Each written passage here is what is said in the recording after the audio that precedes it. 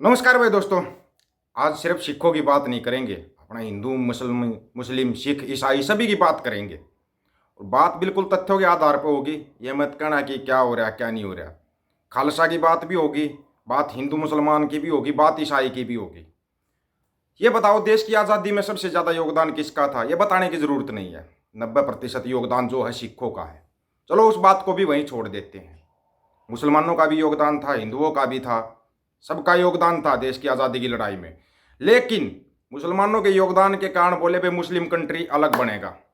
Muslim country अलग बना दिया, पाकिस्तान पाकिस्तान अलग बना दिया। भाई मुसलमानों का एक देश होना चाहिए, इन्होंने आज़ादी की लड़ाई में योगदान दिया था। योगदान तो सबसे ज़्यादा खालसा ने भी दिया था, सबसे ज़्यादा योगदान खालसा ने दिया था। वीडियो को पूरा सुनना, ध्यान से सुनना। कहीं फिर है ना, ये चिंटू मिंटू है, इनकी भावना बहन बड़ी जल्दी आहत हो जाती है, तो अपनी भावना बहन को ना थोड़ा कंट्रोल में रखना। आहत करने की ज़रूरत नहीं है, क्योंकि बात जब तथ्यों के आधार पर होती है ना, बात तभी क्लियर होती है। पाकिस्तान बना दिया भाई, मुस्लिम कंट्री बन गया है, ठीक है। फिर बात आई सिखों की, योगदान तो सबसे ज़्यादा उनका था। सिखों की बात आई तो नेहरू गांधी ये बड़े तेज थे। इनको पता था अगर इनको अलग कर दिया तो देश भूखा मर जाएगा। सच्चाई है ये, सच्चाई के आधार पर चलना सीखना।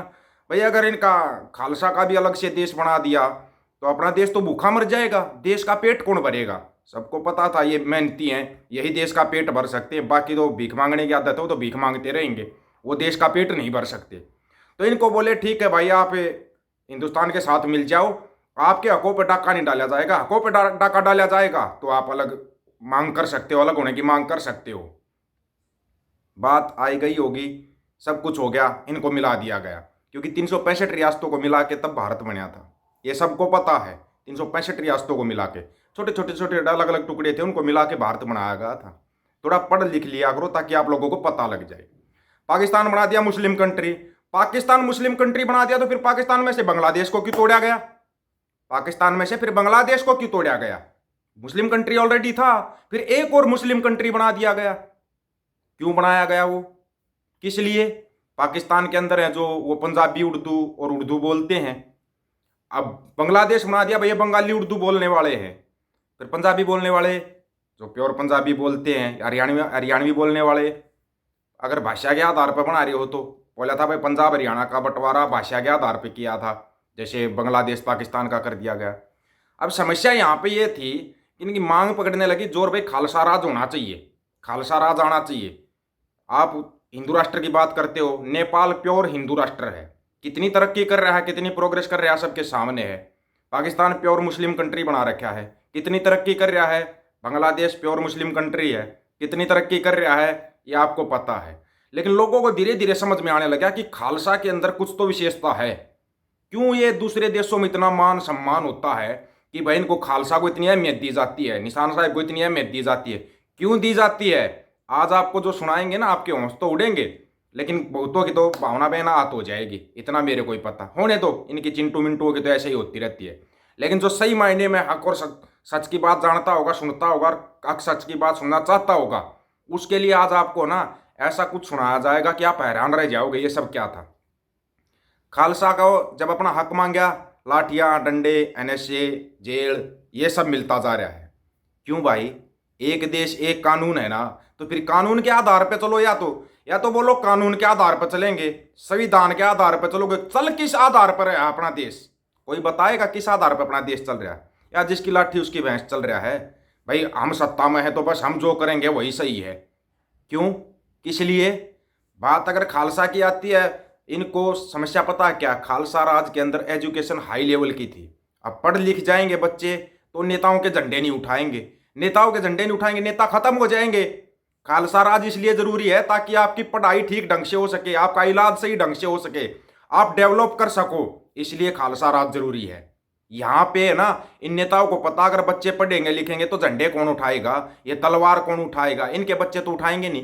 कभी किसी दंगे में किसी नेता का बच्चा या कोई नेता कभी मारा गया है? कभी नहीं मारा गया। तुम्हारे बच्चे मारे जाते, तुम्हारे बच्चों पर केस लगते हैं। आपको समझना पड़ेगा खालसा राज क्यों जरूरी है। अब बात करते हैं भाई, हिंदू राष्ट्र की मांग उठा रहे हैं तो उन्होंने अपने राष्ट्र की मांग उठा दी, वो गलत हो गया, ये ठीक है। फिर बताओ खालसा राष्ट्र कहाँ पे है? खालसा का भी तो एक राष्ट्र होना चाहिए ना भाई सबका। ईसाई कंट्री भी है दुनिया भर में, खूब है। आप चले जाओ, अमेरिका खुद एक ईसाई कंट्री है, अगर नहीं पता हो तो किसी को। बताना बहुत जरूरी है। अमेरिका ईसाई कंट्री है, अरे कनाडा खुद ईसाई कंट्री है।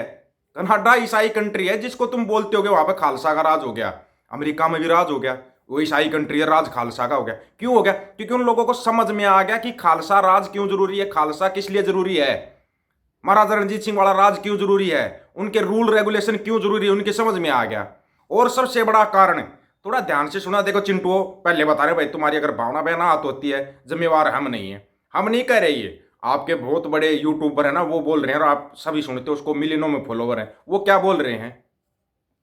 इस देश में सिर्फ एक कम्युनिटी है जो अमीर है, 106 है। कानपुर में 1984 में दंगा हुआ, उन लूट लिया, उनको मार दिया, बर्बाद कर दिया, फिर देखो फिर सारा बिजनेस उनके हाथ में। तुम जाओ मस्जिद पे जुमे के दिन, सब मुसलमान खड़े भीख मांग रहे बाहर। तुम मंगलवार को मंदिर पे चले आओ, सब हिंदू खड़े होकर भीख मांग रहे। तुम गुरुद्वारे जाओ, दिखाओ कोई सरदार बाहर खड़ा होकर भीख मांग रहा हो। गुरुद्वारे के आगे कौन भीख मांग रहा है? हिंदू और मुसलमान, और वो देते हैं, भगाते नहीं वो। और सबसे ज्यादा इस देश में रायता ये हिंदू मुसलमानों ने फैला रखा। इनको कुछ नहीं पता अपने धर्म के बारे में, दोनों को खत्म है। दोनों जन्नत की चिंता किए बैठा है, वहां परियां रहती, हाँ रहती होंगी। नीचे वाली सलमा तुम्हारे साथ रहने को तैयार ही नहीं है, ऊपर परियां रहेगी तुम्हारे साथ। कुछ समझ में आया? अपने धर्म का खुद मजाक उड़ा रहे हो खुद। इसलिए हम सिक्खी की बात करते हैं, क्योंकि कभी नहीं, किसी के अंदर ताकत ही नहीं है। सिक्खी के अंदर हर धर्म की बाणी है, दिखाओ आपके धर्म में, दिखाओ सिखों की बाणी दिखाओ आपके धर्म में, सिखों का लिखी हुई कोई किताब दिखाओ आपके धर्म के अंदर, नहीं है ना। इसलिए सिक्खी को दबाया जा रहा है, माइनर कम्युनिटी करके मुसलमानों को दबा दिया, मुसलमान कहीं अपनी आवाज़ नहीं उठा सकते। लेकिन तुम गलत चीज को छेड़ रहे हो मेरे भाई। खालसा एक पावर हाउस है, जिसको दुनिया मान सम्मान दे रही है, वो एक पावर हाउस है, मत छेड़ो उसको। दोबारा फिर आराम से कह रहे हैं, मत छेड़ो। और खालसा राज आएगा, आएगा, लेकिन पश्चिमी देशों से आएगा। पश्चिमी देशों ने मान लिया कि खालसा की पावर क्या, खालसा की ताकत क्या है, उन लोगों ने मान लिया। लेकिन आपके अभी दिमाग में छोटा मोटा कोई कीड़ा बचा हुआ है, ये कीड़ा ज़्यादा दिन तक नहीं चल पाएगा। कहीं सोच रहे हो कि ये कीड़ा परमानेंट चलता रहेगा, नहीं नहीं नहीं, ये कीड़ा शांत हो जाएगा जल्दी ही शांत हो जाएगा। जिस दिन खालसा राज की शुरुआत होगी, और वो तो हो चुकी है, खालसा राज की शुरुआत हो चुकी है, लेकिन वो पश्चिमी देशों से शुरुआत हुई है। अगर अपने देश से खालसा राज की शुरुआत होगी ना, एक सूबे से भी खालसा राज की शुरुआत होगी, मैं ये कह रहा हूँ, ये नेता ना आपको ढूंढे नहीं मिलेंगे, नेता नहीं मिलेगा कोई ढूंढे से भी। क्यों? क्योंकि खालसा राज में नेता नहीं होते थे, नेता नहीं होते थे खालसा राज में। खालसा राज में सभी का राज होता था, चाहे वो हिंदू है, मुस्लिम है, सिख है, ईसाई है, सबको बराबर दिया जाता था। आज दिया जा रहा है क्या? अपना हक मांग के देखो, एक बार हक मांग के देखो, क्या मिलेगा आपको? लाठियाँ, डंडे, जेल, केस, इनमें उलझा दिया जाएगा आपको। आपके बच्चों को और कुछ दिखाया जा रहा है, आपके बच्चों को दूसरी दिशा दिखाई जा रही है। अपने बच्चों को समझाओ, ये धर्म की खेती और ये है ना जात पात की खेती, ये नेता करते हैं, हम नहीं करते। सभी धर्म सर्वश्रेष्ठ हैं, सभी जातियां सर्वश्रेष्ठ हैं, अपने बच्चों को ये सिखाओ। कोई धर्म कमजोर नहीं है, इंसान कमजोर है उस धर्म को मानने वाला ना। क्यों? क्योंकि उसकी पूरी आस्था तो है नहीं। वो इंसान का कुछ खतरे में आ जाता तो अपने धर्म को उड़ा देता या जाति को उड़ा देता है। इंसानों की सबसे बड़ी विशेषता ये। आप, मैं तो उनको इंसान मानता नहीं भाई, आप मानते हो तो मानो। मैं अगर खतरे में आ गया भाई, जाट खतरे में आ गए, कैसे आ गए भाई? मैं अकेला खतरे में आ गया तो पूरे जाट खतरे में आ गए, क्यों आ गए? जाट इतने कमजोर है क्या जो खतरे में आ जाएंगे? एक मुसलमान के साथ कुछ हो गया, मुस्लिम कम्युनिटी खतरे में, कैसे आ गई भाई?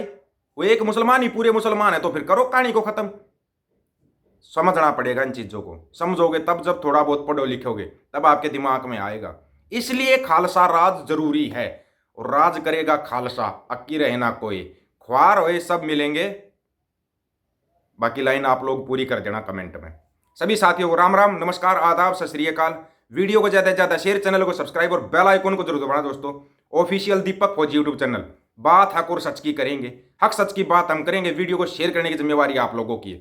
वीडियो को इतना शेयर कर देना, लोगों की समझ में आ जाए खालसा चीज क्या है। पूरी दुनिया मान्यता दे रही भाई। वाहेगुरु जी का खालसा, वाहेगुरु जी की फतेह।